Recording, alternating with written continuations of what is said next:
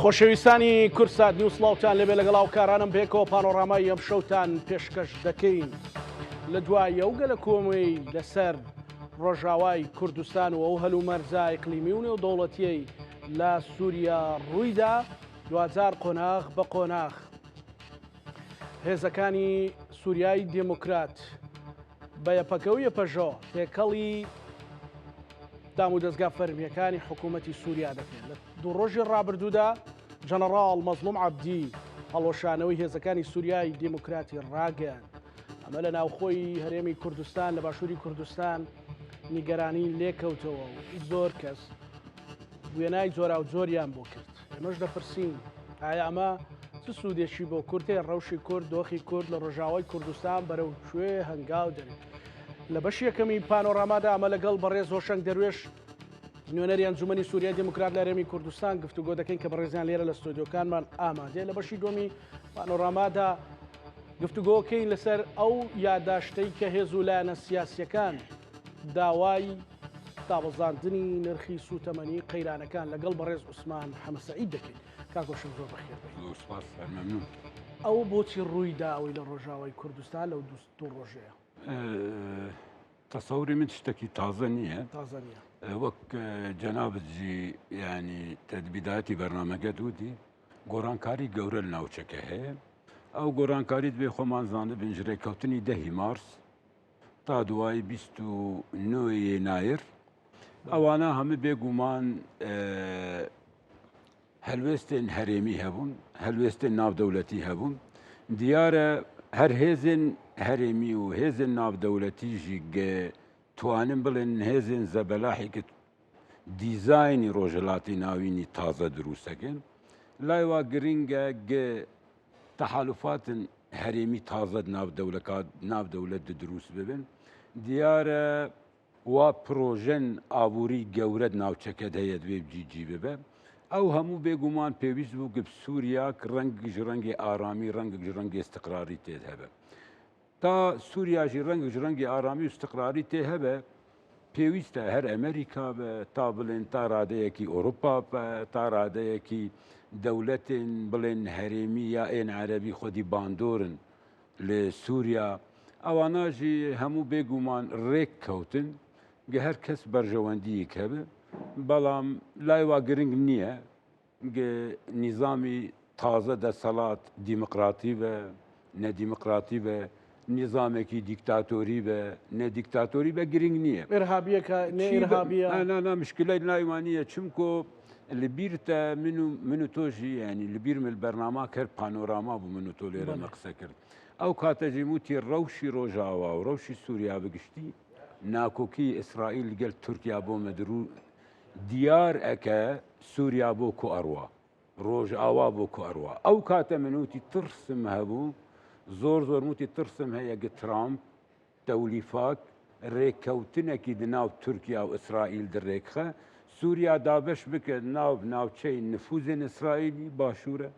سووریای ناوچەی نفوزی تورکیایی ئەوە دەبینیت ئێستا بەرچاوە چونکۆ ئەم هێرشێ تازە ئیسرائیل کرد سەر مەتاری ئەبوو زوهور ئەوە چی بوو ناماگ بوو بۆ تورکیا وتی نابێت هیچ ڕادار و منزومەی دیفاعی لە منتیقەی باشوور و نێزیکی ئەم ناوچانە دێنە ئەم مەناتقی منە دوورکەوە مەناتقی تۆ باکوورە ینی مەنات ئێستا سەرێکانی وەک نمونە خۆمان بڵێن معقولە پارێزگای حەسەکێبەری مانگێک بۆ ڕۆژتێک سەر خەڵکی سەرێکانی هێرشی سیارێ پارێزگاکردن ئێ محافظ و نابە کورد بگەڕێنەوە 408 عائلەی کورد ڕۆشتن بۆ ئێ بڕۆی گوندی خۆ مالی خۆ سەر حالی خۆ یەکسەر خەڵکی ور بکلاشین کۆف و عەرەب و دەرچوون و وتی نابە کورد بێن ئەو ناوچە تا ئێستا دەبن تەئسیری نفوزی تورکی دەیە واقعی حالی سووریا وا بووە بتایبەت بۆ کورد یعنی من بخۆ من تۆزکی ینی من دووبارە ئەڵێم دەبێ ئینسان تۆزێکی واقعی سیاسی بێ ڕۆژهەڵاتان نابین ساحا گەورەیە مەلعەبێکی گەورەیە بۆ بەرژەوەندیên دەولەتên زەبەلاحە من بەردەوام وتووە ئەگەر خۆمان مقارنە بکن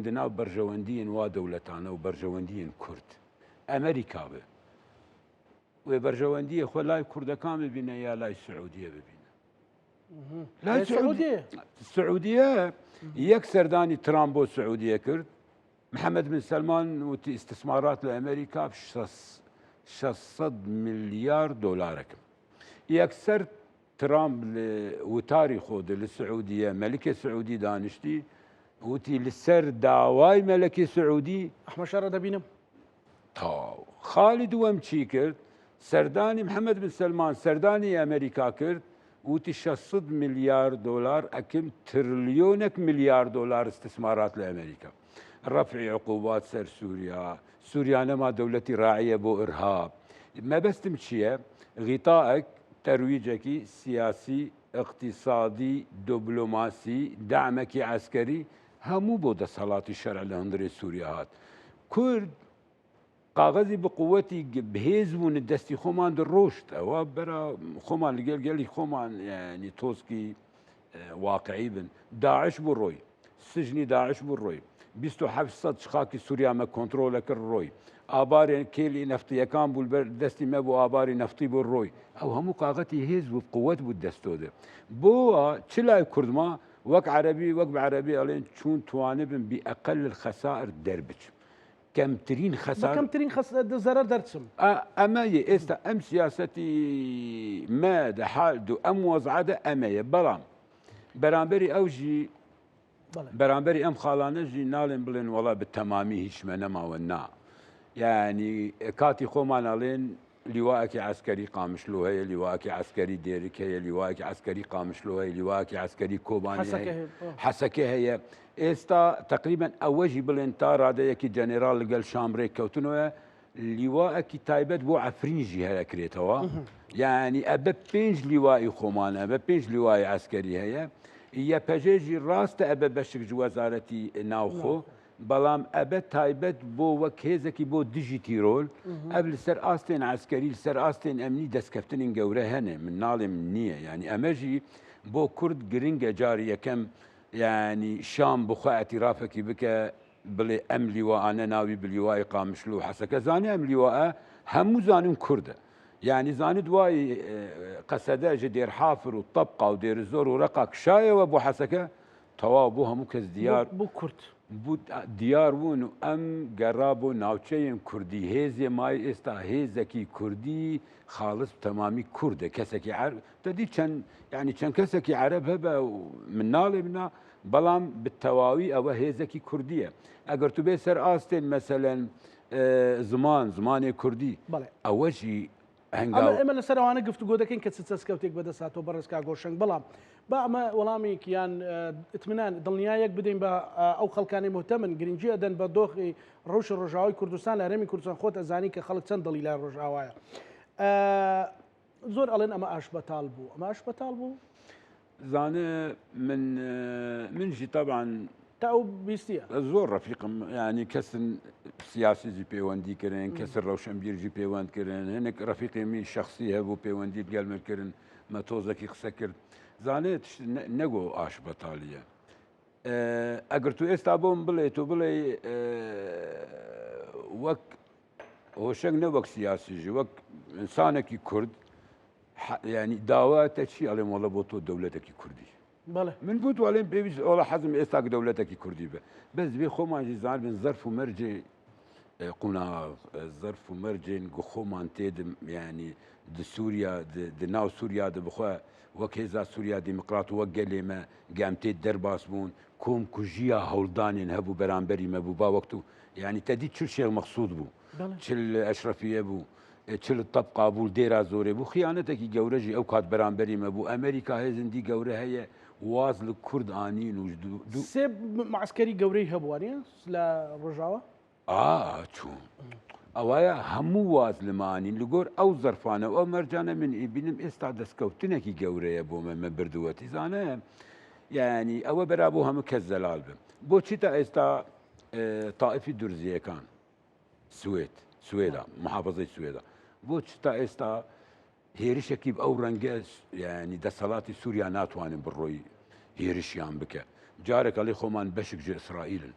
کەس ناتوانن بڕۆی لای بۆ نزیکشن لەوێ نێزیک لەوێ ئیسرائیلژی پاڵپشتی ئەەکە کاکە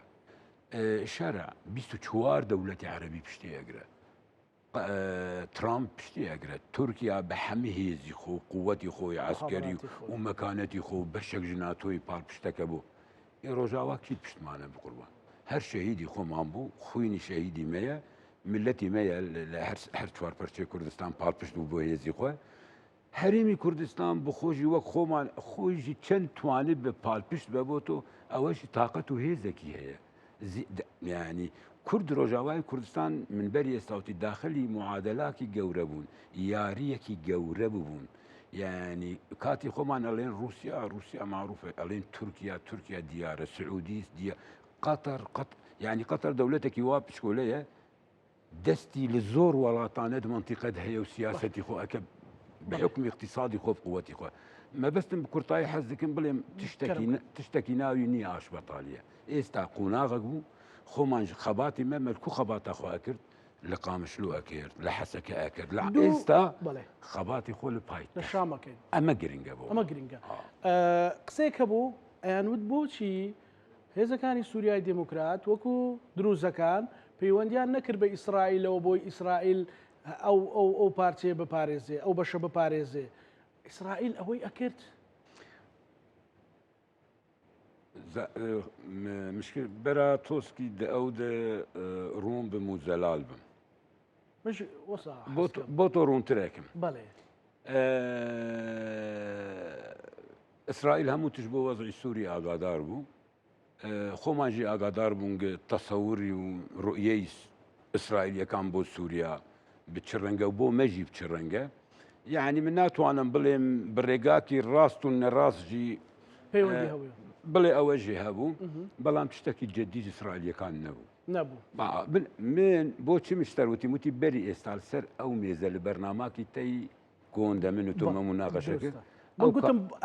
تو برسياركم ريك اوابو دوخك زور خرابو وتم كاكوشن بوتشي بير لو انا كانوا داوي هاوكاري الاسرائيل كانوا منوتي شي موتي برا خومان عاطفي نبن صراعك تركي اسرائيلي استاهيا البرجواندية ترامب استا چون توانه باسرائيل لقل تركيا الريكخه بو سر اساسي هر برجواندية نفوذ تركيا جهبه لسوريا واسرائيل جهبه وسر او اساسا چي بو ريكوتني باريس بو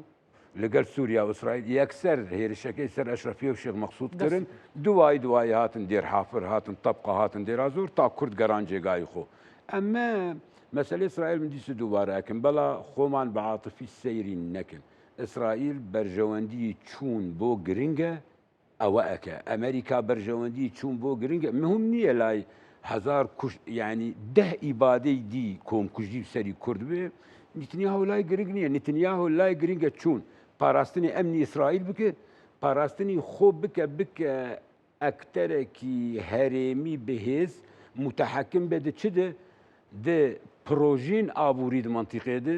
چون توانه به ایران د منطقه کد لاواز بکه چون توانه به بالین ایران د منطقه کد لاواز بکه چون توانه به سیاست ناوچکه اسرائیل تحدید بکه و هول اده که ترکیا نبه بهزکی بقوت ده هندره روجلات نابین اسرائیل زور بترسج رکفتنی مکه دنا و تركيا والسعوديه وباكستان ده علي اما بريكي السنيه اسلاميه اخوانيه ورده عليه تهديد بابومي اسرائيل عليه بترسى ده صلاه سوريا واحمد شرع بشك امريكا وتنا ورده اجر حزب الله لايران نامينه تمدد نفوذ لبنان تمدد نفوذ تركيا على منطقه عكار وطرابلس مناطق النفوذ السني ده هندري لبنان ده اما همو اما استا هاجسي اسرائيل هاجسي اسرائيل جاران ما قسل سر كريدوري داوود دور رقاق نازان من باشوري سوريا دي رقاق عباديه سوري اجي مناطق روجاوا واسرائيل اويا هم قسبوا يعني من دي دوباراكم برجواندين دولتا جيايه سر عاطفي خومان وكل داوا او خلق يود بو بيونديان باسرائيل برسياري شتر براوردێکە کرایانوت بۆچی وەکو باشووری کوردستان شەڕ نەئەکرا و دیسان شەڕ و بڵێن قبوڵی ناکەین و شەڕەکەین و شەڕ لە بەرژەوەندی کورد بوو لە ڕۆژاوای کوردستان زانێ شەڕش کرا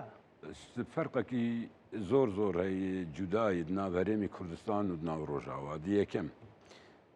کاتی نظامی سەدام لێرە ڕووخا لە بیرمانە ئیجماعێکی چی هەبوو؟ جیهانی هەبوو بەڵێ عالەمی بوو حەشدێکی ئەلامی لەسەر دنیا هەموو بوو یعنی سیلاحی کیماوی نظامێکی دیکتاتۆری ملەتی خۆ ئەکوژە نازام چی لەگۆر نەتەوەیە یەکگرت و ژیانی لەگۆر بەندێکی گرنگ مەسەلەی نەتەوەیە یەکگرت و ژی هەبوو قەرار دەرچوون و ئەو نظام تەواو دەبێ بڕۆخە و بڕۆی ئیجماعێکی کولی هەبوو تا سەدام ڕووخا نظامی سەدام ڕووخا و ڕۆی بەڵام لای مە لە سووری بە ئەو ڕنگ نەبوو ئێستا ئەم کەسی ئێستا گە خۆمان بڕۆین شەڕی بکەن ئەمریکا پاڵپشتیەکە فەرەنسا پاڵپشتیەکە بریتانیا پاڵپشتیەکە 24 دەوڵەتی عەرەبی پاڵپشتیەکە و تورکیا وەک هێزێکی ناتۆی شەڕیژیەکە باشە دووەم ڕۆژاوای کوردستان هەموو ئافرین لای بە قامشلو جەنابەتی ڕۆشتووەتە قامشلو دیوە و دێرک دیوە و عامودە دیوە هیچ منتیقاک لای مێ شاخ و چیاییژی نییە تۆ بڕۆی شەری پارتیزانیژی بکە یعنی نییە تو توانێ بە شەر بکە هەموو دەشتە هەمووشی سەرسنووری تورکیا هەموو ینی تورکیا هیچ کێشە لای نیبوو ئەم شەری تورکیا ئەم فترەی بەری چەند ساڵ کاتی تورکیا شەڕێمای کرد چیە کرد یعنی هەر لە تورکیا بۆ خۆ موسەیەراتی خۆ ساروخە خۆ هێرشتە کرد دەستگای کارەبا لوکویە ئاو لوکویە بیری نەفت لوکویە لێ ئەدا دوو ساروخ فرەدا ناو قامشلو هەموو تێک ئەدا کاکەجان لەسەر سینۆر بوو مباشەر بڕایی من یەکەم بەریاری گرنگ بوو جەنێرال ئەو کات وتی یعنی بردی کاتی وتی شەر ناکەم پێویستە ئێستا چون توانێ بم پاراستنا ملەتی خۆ بکەم کۆمکوژی نەبە ملەتی مە بەرا ئەو زیاترژی ڕوون بکەم ینی نیقاشێک نام و کەسێکی توانم بڵێم ڕۆناگبیرە خەرکی بەری سێ چوار ساڵ هێزمان هەیە نەوتی خۆمانی هێزیمە هەیە دوێ ئالایمەی کوردستان لەورە بوو بەرزەکەم بۆچی ئەلانی دەولەت ناگەم وتی کاکەجان سیاست نەب عاتیفەی بقڕ مقەویماتی دەولەت هەنە دەولەت وا دروست ناوە ینی لەبیرمە یادی بخێر بدای من لەبیرمان تێ جارجار وەختێ هەفدیتنێکی دیدارێکی لەگەڵ مام جەلال بوو دائیمەن تەرکی سەر واقعیا سیاسیت کرد بەردەوام دەوتی من خەبات و سیاست ئەکەم بۆ تشتێکی توانێ بم بیکم بۆ ملەتی خۆ جیجی بکەم بتوانم ئەنجام وەرگرم و بینم ینی بۆ مە ئەنجامی شەر بێگومان مەزانی بوو کۆمکوژی دینە ملەتێ مە پەنابەرە بە یعنی ملەتێکی تازە هەموو ئەو قاشەهیدان دوایی ئەگەیم چ نەتیجە باشە ئەمریکا بۆ من ئەڵێ کاکە تازە من وازن ناوچەکان بریتانیەکان دانیشن ئەڵێن کاکە لایمە ئێستا دەولەتەکەیە دەسەڵاتەکەی ئەو دەسەڵات شامە بڕۆی گفتوگۆ لەگەڵ شام بکە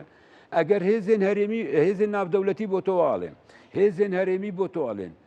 هێزێن عەرەبی پاڵپشتن بۆ شەرە ئیتوبتە ناخۆ ناتوانێت ئەو شەر ناو ڕۆژاوای کوردستان دەکە ئێستا بە مەسەلە من نووسیویشمە لە سوۆشال میدیا لە فەیسبوک نووسیمە ینی تۆ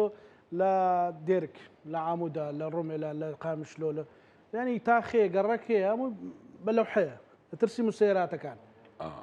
ینی ئەو ژیانە ناکرێتەوە و خەڵک هەیە 5,000 ئاوارە بووە تۆ لێرە بە خیتابێکی عاتفی ئەجا سنوورەکە مەسەلەن تۆ عمقەکەت حەسەکەیە لەولاوە تۆ تلکۆچەر لە یعریبیەوە ینی لێ سوپای عشایری لێ وەسفەکەت تەواو زانێت کارزانێت لە ڕووی سەربازیشەوە تۆ ناتوانانی پشتی پێ بەسێ هەرێمی کوردستان عمقی هەبوو مەسەلەن زانێت تە قساک جوان ئێستاوە تیژبەر ڕۆشتووە ناوچەکەت و تەواوی تێگەشتووە دوای گەرانەوەی هێزی سووریا دیموکرات بۆ حەسەکە یعنی گەهێرش سەر قامشلوو ببە عامودە بوو بە دەرباسیە بوو بە تا دێرک بوو بە یەکەم شام توانی بوو هێرش بکاژ منتیقەی شەدادە ئالی حەسەکەدە عشائری عەرەبەکانی ڕەقا و دێرا زۆرێ سەر ئەو محوەرە توانی بوون هێرشکن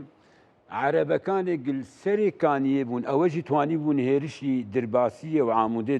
ئەم محوەرەکی دی بکن لە منتیقەی باشوورێ بەرا بڵێم حەسەکە گوندێکی هەیە لای مە ئەڵێن پاقلە و سەفیەت وا باتیجاهی تلحەمیس تا تورکۆچەر او همو عربن عربن او 5 كيلومتر تقريبا 6 كيلومتر نزيكي منطقه رميلان وتربسبي او الشرب لو قندا هجوم يعني اكن همو شوي خليك بو حز يعني خويا خط او خط ببرن او خط اوستن ببرنج بو ريغاد ناو روج ابا وباشوري كردستان دهر نمين او ريغان نمين تديب او قاتي هاوكاري روج بو رجاوي كردستان والبشتي ما جاكيه سينوركي دريجي تركيا يعني عمليا كرد دور بيش ابو يعني مجال لايتو نما تناتواني وبهيج شوي او كاتم مقاومه كربا استاجي من ديس دوباره علم دەستکەوتی گەورە ئێستا بەردەستی ئێمە بابین ئێستا باسی دەستکەوتەکان بکەین بەڕێزت زۆر جوان هەمووی ڕوون کردەوە بە زەلالی و خۆت گوتت بە ڕاشکاوی ئێستا ماوەتەوە لە ڕۆ سەربازیەکەیەوە چیمان بەدەستێنا لە ڕووی مافە نەتەوایەتەکانەوە چیمان بەدەستێنا لە ڕووی مافە کولتوریەکانمانەوە چیمان بەدەستێنا زانێ سەراستێن عسکەری من ینی من تشکی دڵخۆشکەرە بینم ینی من زۆر پێ مرتاحم ینی هێزێمەی عسکەری قەسەد توانم بڵێن یعنی نسباک زۆر کەم عەرەب ماوە ئەم هێزە ئێستا هێزێکی کوردیە تەواوی تشتی گرنگ ئەم ئێستا نەو چەکدار نەو شەروانێکی عەرەبی گشام ناردبە بۆ ناو ئەو هێزێ من نییە تا ئەم کاتێ من و تۆ قسەیەکن ئەم هێزیمەی ئێستا ڕۆژاوای کوردستانەی هێزێکی کوردیە تەواوی ئەوە تشتی باشە لیوای تایبەتی مەی قامشلو هەیە لیوای تایبەتی دێرک هەیە لیوای تایبەتی حەسەکە هەیە لیوای تایبەتی کۆبانێ هەیە لیوای تایبەتی ئێستا تقریبا ئەوەژی ڕێک کەوتنە لیواکی تایبەتی بۆ عەفرینژی دروست ببە ئەوەژی گەلشام ڕێک کەوتووە هێزین یەپەژێ ئەوەژی ڕێک کەوتنەگە ببن بەشێک ji وەزارەتی ناوخوا ئەمنی داخلی بەس ببن بەشێک تێ ببن ناوی بەشی دیژی تیرۆر بێ ینی ئەوە دیژە تیرۆری شارەچێتە چوارچەوە ئەو لیوایانەوەنی ئەوەژی تێ ئەوە زۆر ئەبینم دەستکەفتنکی گەورەیە بۆ چونکو ئەم دەستکەفتنی تۆی ئێستاژی هەیە کتبێ هێزێکی عسکەری بە لاوازە بەڵام هەبوونی تۆ هێزی عسکەری بە ئەو ڕەنگە و ناو ملەت و خەڵکی خۆ ئەو خەڵکی تۆ ملەتێتە ئەوەژی هێزە گەل تۆی کاتی هێزۆتەی عسکەری هەبە و بقووەتر سەراستێن عسکەری ئەبینم هەنگاوەکی زۆر باشێ خاڵی دووەم مەسلەی زمانی کوردیە ئەوە تەرکیزێکی زۆر جەنێرال سەرکردی وتی زمانی کوردی ناسناما کوردیە هەویە کوردیە نابێ بە ڕەنگێکی اختیاری بە تشتێک نییە ناوی ڕەنگی اختیاری بەوەڵە وتی دەبێ وەک ئەتیراف پێ ببێ گلوغاکی فەرمیە ڕسمیە بڵێن دەرسێن مەسەلەن جۆغرافیای تاریخ زمانی کوردیە ئەوانە هەموو یعنی لە مەکتەبەکانی ڕۆژاوای کوردستان و مەدرسەکان هەموو جیجی ئەبە تا ڕادەیەکی ئەوەژی دەستکەفتنێکی باش جەنێرال چونکە تەرکیزی زۆر لەسەر ئەم خاڵە بوو یعنی خۆی تەرکیزێکی زۆر لەسەر زمانی کوردی کرد جەنێرال تەکید سەرا کرد چونکە خۆیژی دووبارە چەند جار دووبارە کەوتی زمانی کوردی ناسناما کوردیە خاڵی دی هەری گرنگ بۆمە ئەم ببینن مهم چییە طبعا ئەزێ بۆ تۆ بڵێم تشتی هەیە تامەرۆ بە واقعیەت قسە بکە بۆ ملەتی خۆ دەبێت ترسەکانژی تو بڵێ چین ترسەکانژی هەنە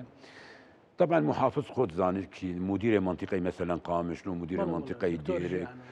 مثلا بەروبەرایەتی بڵێن دەستگای ئاو شارەوانینێ ئاسایشی خۆمان ئاسایشی نافخۆی ئەمە ئاسایش هەندەر هەردەمێنی هەر وەک خۆی هیچ شێوەی کەس نێزیکی ناکەوێت ئەم هەموو دەستکەوتنی نەگۆ دەستکەوتنی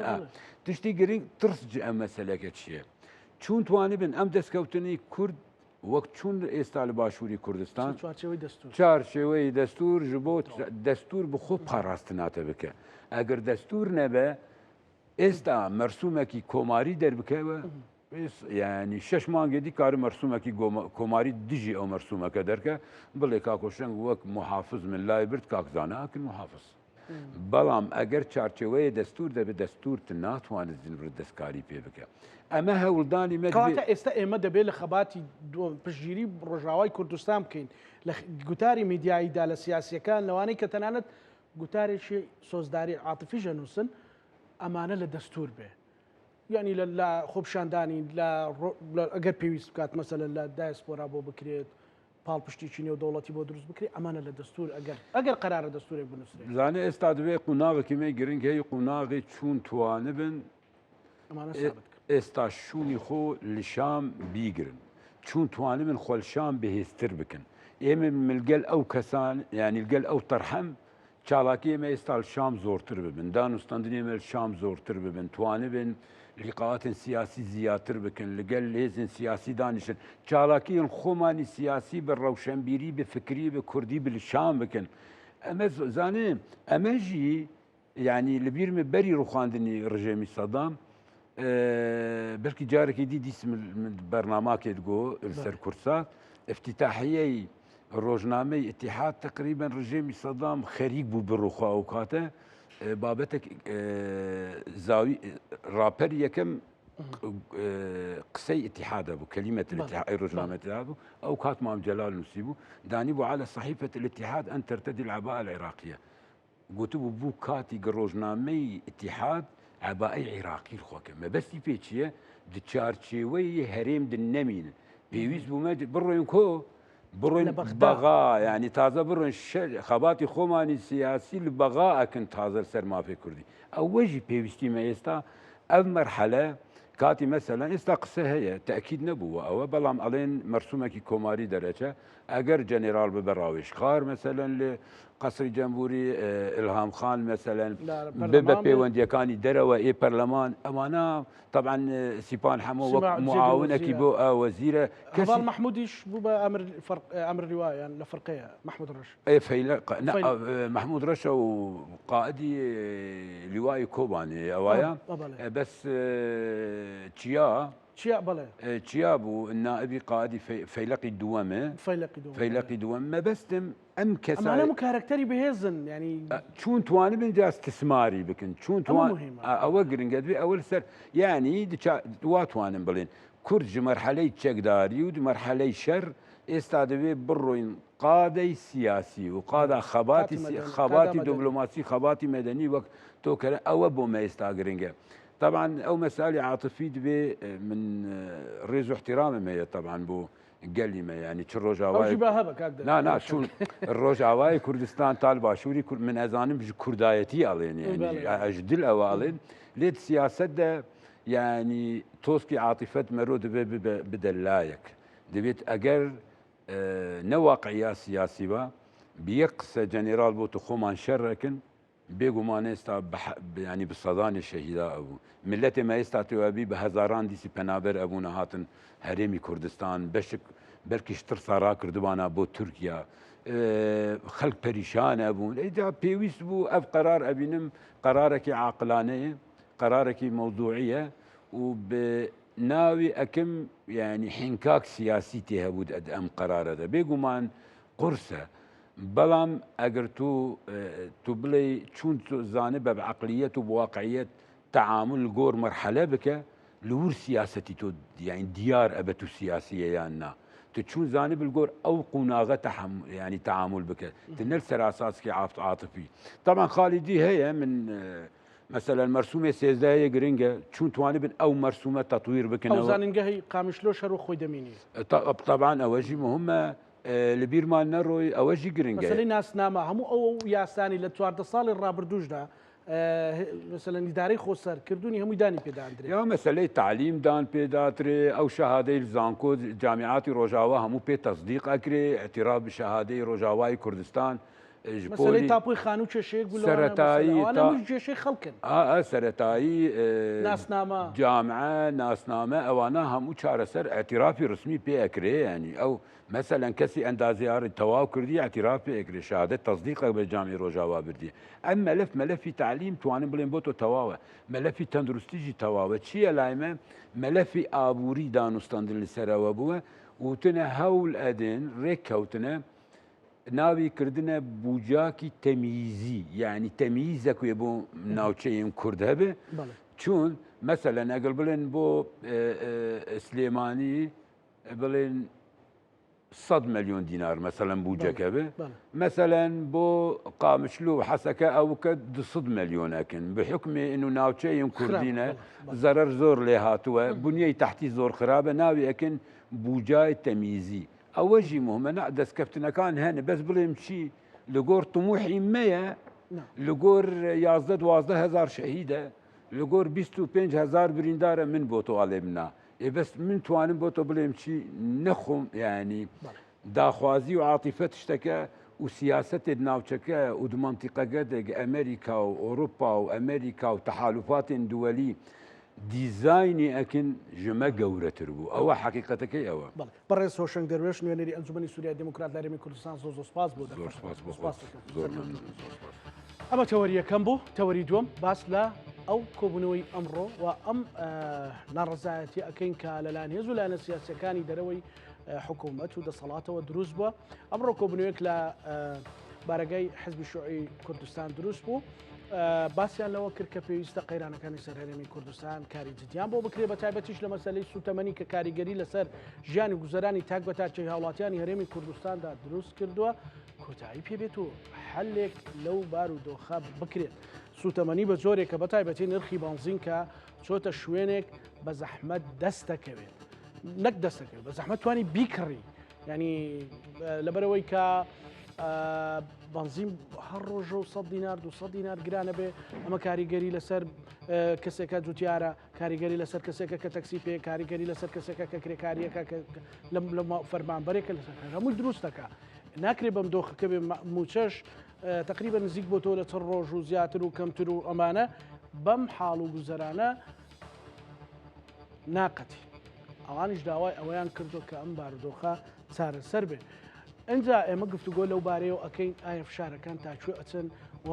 ئەو بەیاننامەیەیان ئەو داواکاریانە ئاراستی کوێکراوە ڕەوشی خەڵک لەم دۆخەدا ورتر شرۆڤی لەبارەوە بکەین هەرچەندە ینی هەمومان نەزانین کە دۆخەکە بە چ شێوەیەکە بەڕێز عوسمان حەمەسەعید ئەندامی باڵی نوێنەری خەڵک کاسمان زۆر بەخێر ئەندامی سەرکردایەتی حزبی شوعی کوردستان بەخێر زۆر سپاس بۆ جەنابتان سپاس کاسمان ئەحواڵ چۆنە وەڵایی بەگشتی باشین بەس ڕۆژی خەڵک خراپ ڕەوشی بێگومان خەڵک بەگشتی کە خراپ بێ ئێمەش بشێکین لەو خەڵکە بێگومان ئەو کۆبوونەوەی ئەمڕۆ چی بوو لە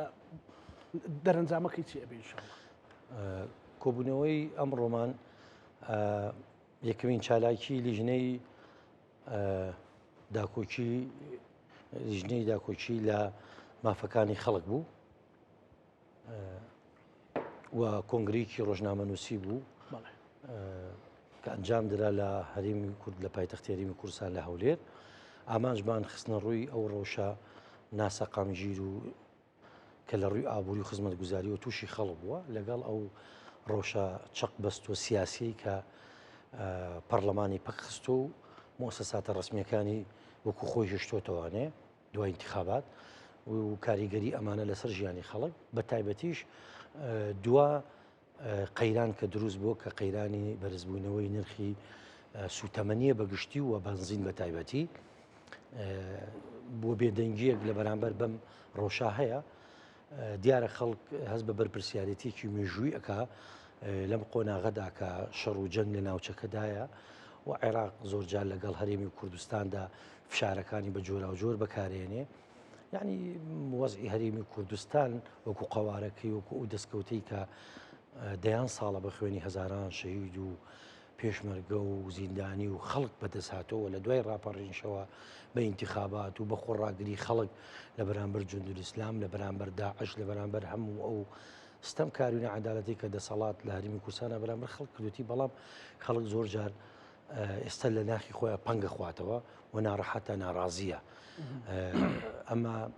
دەنگە ناڕازیەکانی هەرێمی کوردستانە ینی ئەحزابی تیا بوو معارەزەیە ئەحزابی تایە لە حکوومەتایە و بەڵام ناڕازیە شخصیاتی تایە کە ناڕازیە لەم دەسەڵاتە بە تایبەتی لە بواری سیاسەتی ئابووری و بازرگانی و کەمکردنەوەی خزمەتگوزاریەکان و ئەمە پێم وایە یەکەمین هەنگاوە کە ڕەوشەکەمان خستە ڕوو دوو بە شێوەیەکی ئەکادمی پرۆفشناڵی هۆکارەکانی بەرزبوونەوەی نرخی سوتەمەنیمان خستە ڕوو لە کۆمەڵی خاڵە ئەگەر فرسەت و بە پێویستانزانی باسیەکەین پاشان بەڵێ چارەسەرەکان نا هەموو حزب لایەنە سیاسیەکانی بە زۆری نەیەتی بەڵێ بە دیاریکراوی داوای چیتان کرد بۆ ڕێزگاڵ یەکەم تەمەنیمە هۆکارەکانمان خستە ڕوو ئەم قۆرخکاری کە لەلایەن هەندێک بەرپرس و هەندێک گروپی دەستڕۆیشت و لەناو حیزبە باڵا دەستەکان بە تایبەتی لە حکوومەت بەسەر کردی تایبەت و کۆمپانیا و کەرتی وزەداکە گرتوێتی. دووهەم پێویستە حکوومەت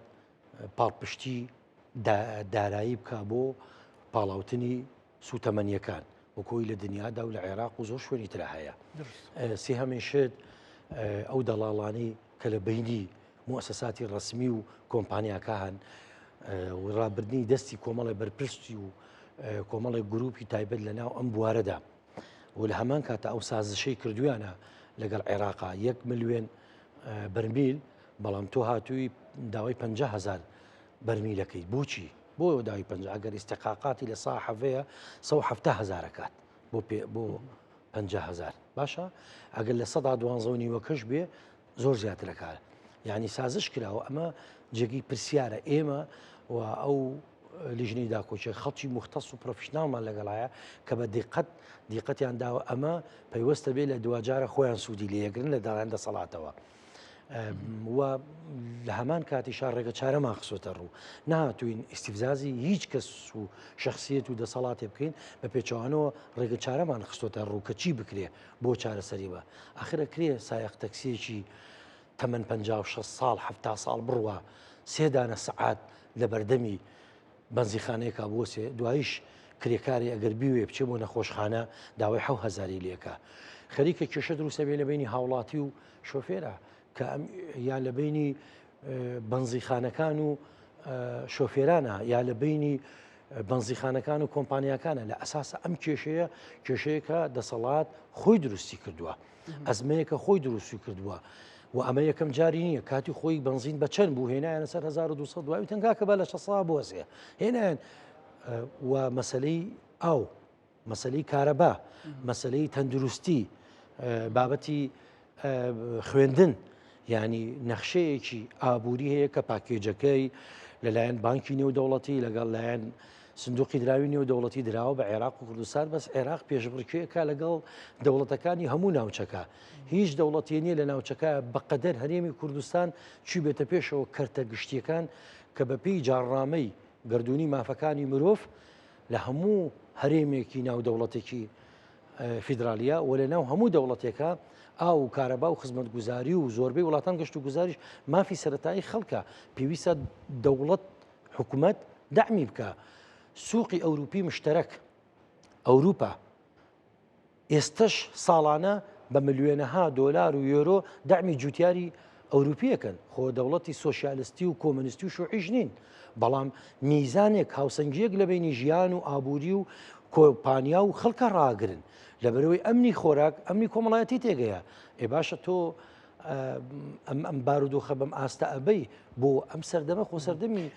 40-50کانی خەڵکە زانێ بنزین چەند هەیە لە هەرێم، خەڵکە زانێ نەوت چەند هەیە لە هەرێم، هەموو شتەکان هەموو کەنی ئێوە بەیاننامەکەتان هەر بەیاننامێک نە بۆ ڕووکەش بێ و هەر ئەو بەیانی حاڵی خەڵک بکەن بەڵکو بە وردەکاری چوونەتە ناو. بەڵێ بەیاننامەیەکە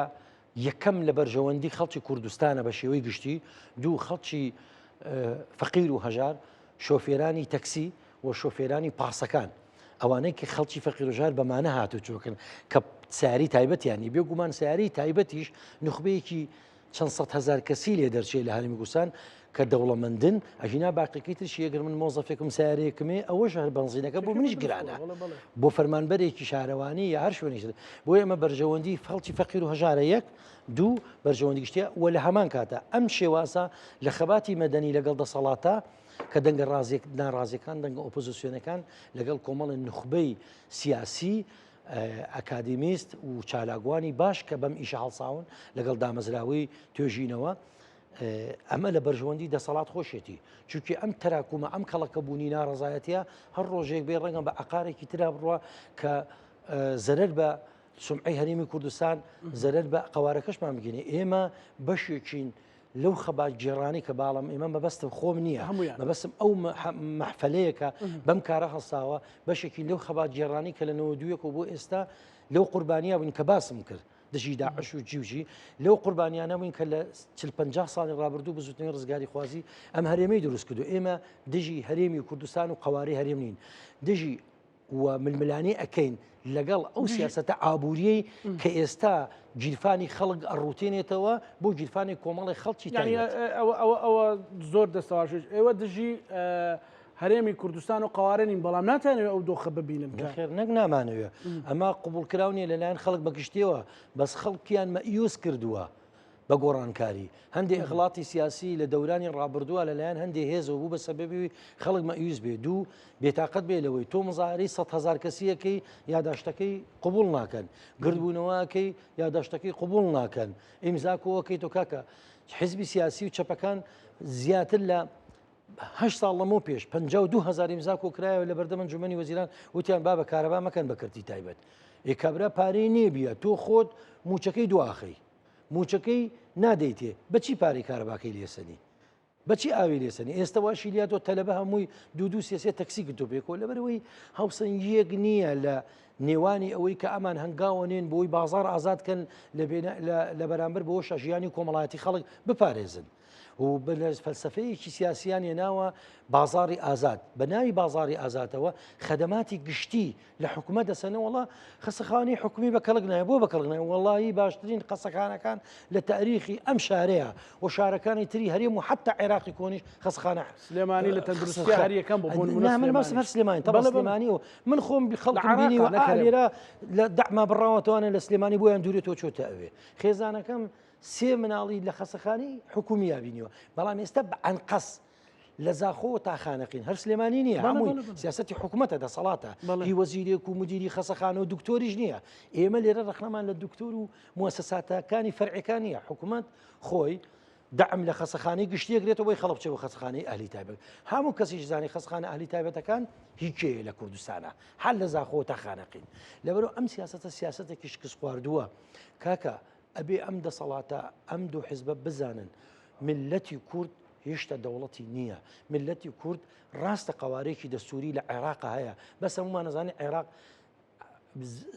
زادە سیادە نییە هێشتا سەربەخۆ نییە دەستێوەردانی هەرێمایەتی هەیە لەسەری و ئەم هەرێمانە دژی ئەم دەستکەوتانی خەڵکی کوردستانن کە بەشێک لە خەڵکی کوردستان لەناو ئەو دوو حیزبیان کەسە حکومڕانیەکەن هی بنەماڵەکانی خۆشیان تەسحیانەوە ێ باشە بۆ بیرێنانەکەنەوەێ کاکە قۆناغی بزنەوەی ڕزگاری خوازی وابەستەیە بە قۆناغی دیموکراسی و مافە مەدەنی و کۆمەڵایەتی و ئابوووریەکانی خەڵکەوە تۆ گەنجە گیرفانی پارەیتیانە بێ کارتی بکڕێ جیلێکی گەنج دەجیل تەخەڕوجەکە ناتوانانی شوقەیەکی بۆ بکەیت باشە ئەم زەویانی شارەوانی لە هەولێر و دووەکو سلێمانی بۆ ئەیەن بە من بۆ ئەیەن بە تۆ ئەرزی ئەم میلەتە نییە بۆ حکوومەت شارەوانی خۆی نایکە باشترین شوقە کوالیتی باشترین کوالیتی بێ ئەمە 6 دەفتەر تێناچێت با حکوومەت خۆی بە 7 دەفتەر بیفرۆشێ بیکا بۆ تەلەبە بیکا بۆ مەزەف بیکا بۆ کرێکارەکانی شارەوانی بیکا بۆ شۆفێرە قوربەسەرانە بیکا بۆ و کارمەندانی تەندروستی لەولێر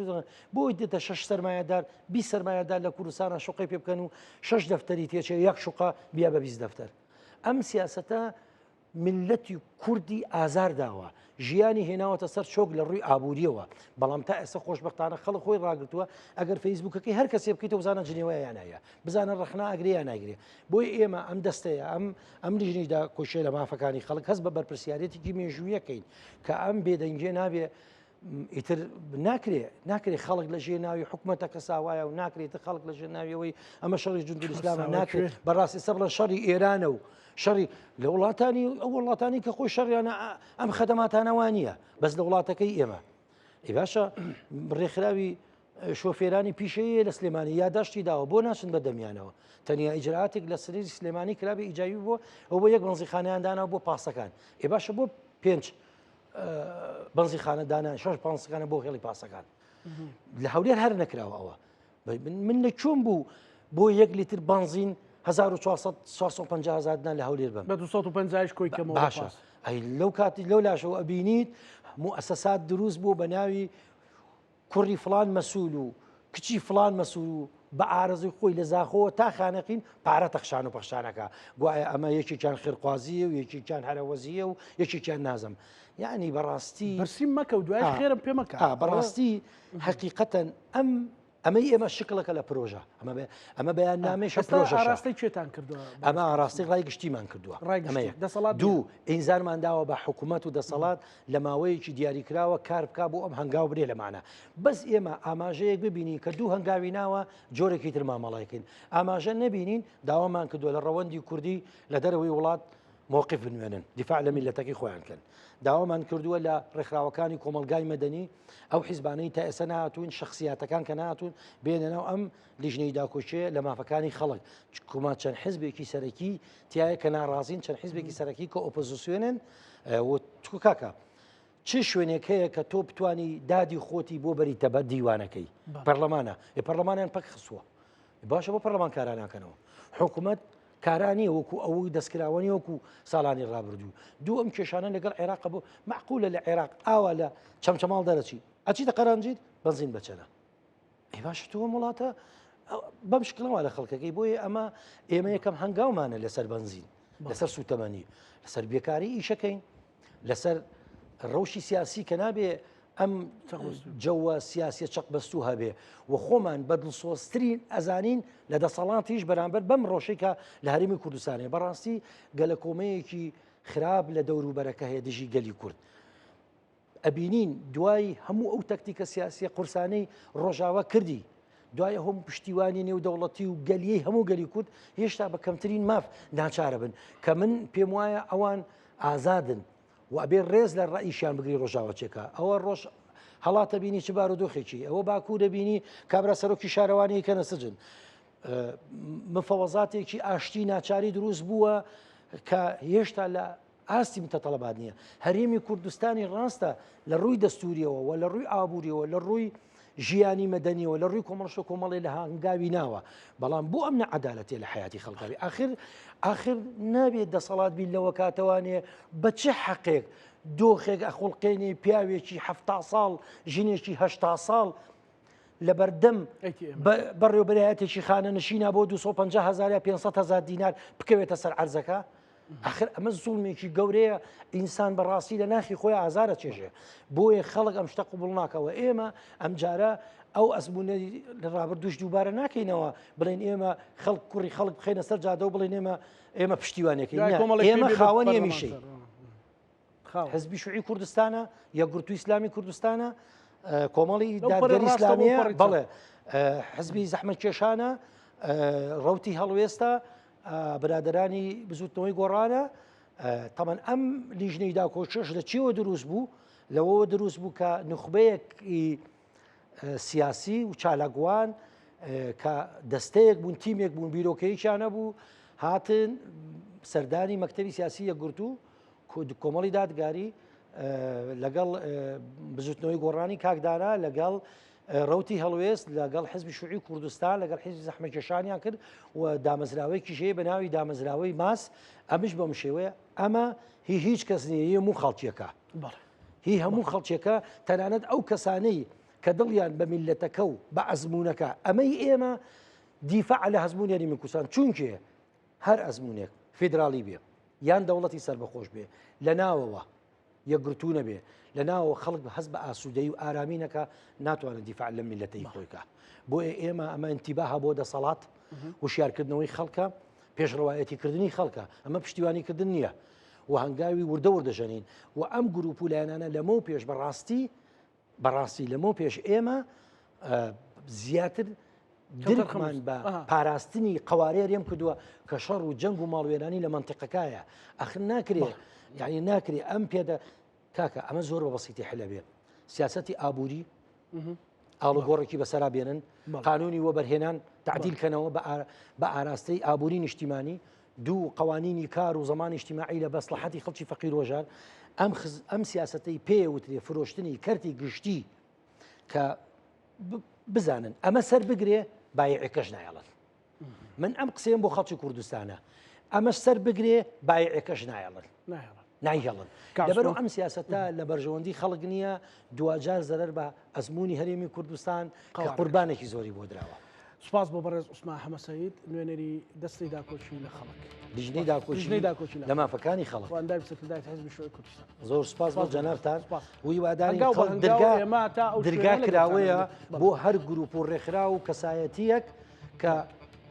ئەم ئەجندایە بە بەرنامەی خۆی بزانێ زۆر سپاس کردو سپاس کا عوسمان بینەرانی خۆشەویستی کورسات نیوز لەگەڵ هاوکارانم بە کۆپان و ڕامایم شۆمان پێشکەشکردن هەموو لایەکتان ئەمانەتی خوا گەورە بن خواتان